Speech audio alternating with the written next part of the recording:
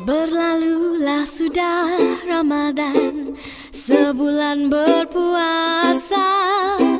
Tiba Syawal kita rayakan dengan rasa gembira.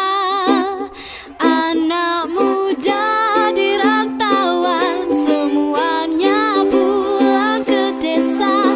Ibu dan ayah keriangan bersyukur tak terkira. Kuih dan muih beraneka macam, makanlah jangan hanya dipandang.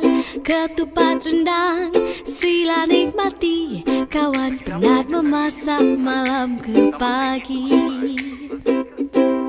Wajik dan dodol jangan lupakan, peninggalan nenek zaman berzaman. Asyik bersembang pakcik dan makcik, hai duit raya lupa nak diberi.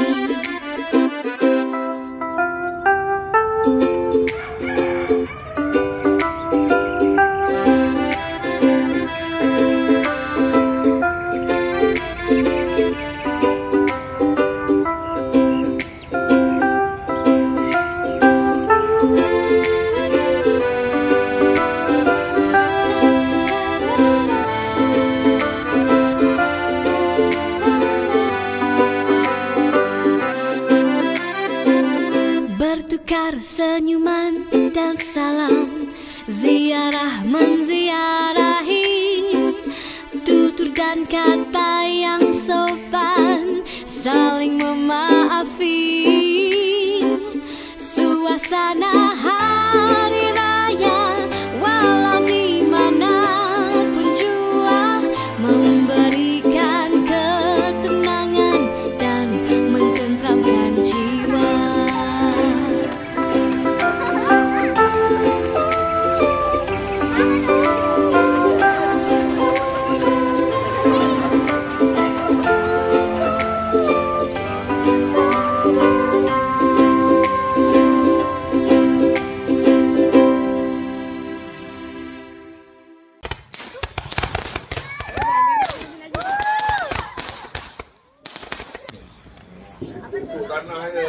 Dia memang sebenarnya boleh cucuk tanah atau boleh pegang. Kedua. Oh, cucuk tanah Mat. Tapi kalau pegang lagi syok. Dia tak bergegar ke? Tak panas? Tak panas? Ha? Boleh apa ke cari getah? Oh, pukul belakang abang? Nanti panas. Kalau panas tukar bang.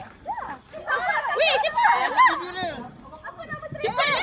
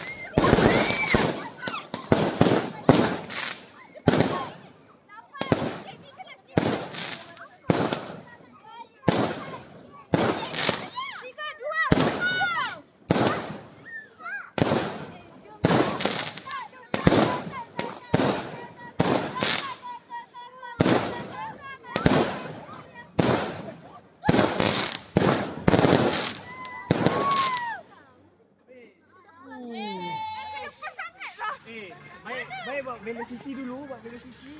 Lepas tu daripada habis sudah